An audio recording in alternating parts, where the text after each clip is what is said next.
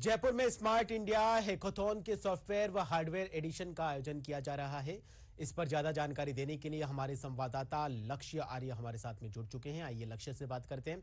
जी लक्ष्य, digital India के सपने को साकार करने के लिए इस बार राजस्थान को बहुत बड़ी जिम्मेदारी मिली है। हैकाथॉन का आयोजन किया जा रहा है, क्या कुछ अपडेट है? जी लक्ष्य। बिल्कुल विकास, सही कहा आपने, क्योंकि 8वां संस्करण है। लगातार 8 सालों से भारत को डिजिटल बनाने के रास्ते में और लगातार नवाचार करने के लिए प्रधानमंत्री नरेंद्र मोदी जी की परिकल्पना के अनुसार ही जो देश में विचारशीलता है, साथ साथ जो तकनीक विकास है और छात्रों में समस्या समाधान की संस्कृति को बढ़ावा देने के लिए जो स्मार्ट इंडिया हैकाथॉन है उसका आयोजन किया जा रहा है।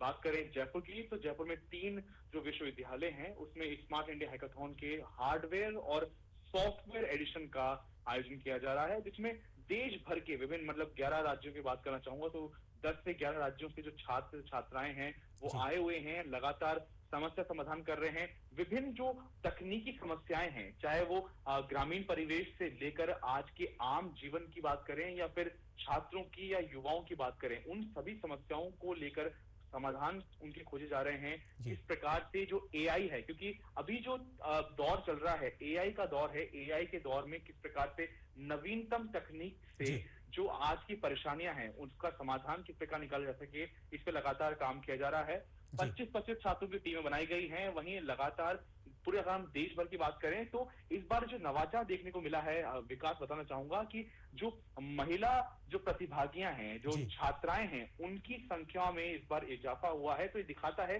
कि न केवल भारत तकनीकी रूप से आगे बढ़ रहा है, बल्कि जो तकनीकी क्षेत्र है, तकनीकी शिक्षा है, उसमें महिला प्रतिभागिता भी बढ़ती नजर आ रही है पिछले 10 सालों में।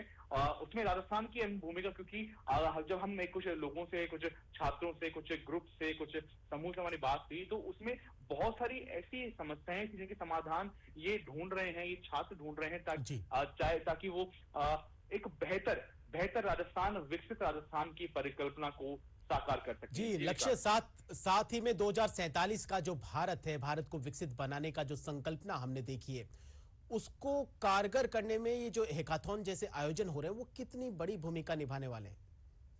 बिल्कुल सही कहा विकास आपने, क्योंकि 2047 तक हम भारत को विकसित राष्ट्र बनाने की ओर अग्रसर हैं। क्योंकि तकनीक के साथ में ही केवल हमारी, जहां एक और भारत का डंका पूरे विश्व में संस्कृति और सभ्यता के लिए बजता है, वहीं प्रधानमंत्री नरेंद्र मोदी का अब लगातार प्रयास है कि तकनीक और नवाचारों से भी भारत का डंका विश्व पटल पर बजे। इसके लिए ही जो ये स्मार्ट इंडिया हैकाथॉन, मुझे लगता है एक मील का पत्थर साबित हो रहा है।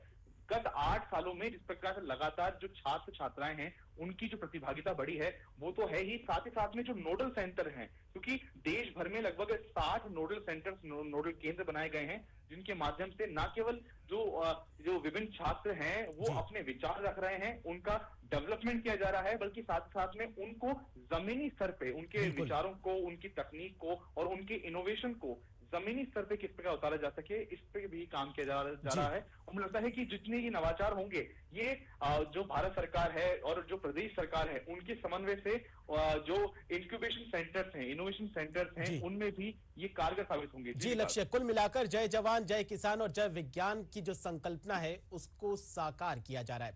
लक्ष्य, बहुत बहुत शुक्रिया हमसे जुड़ने के लिए और तमाम जानकारी देने के लिए।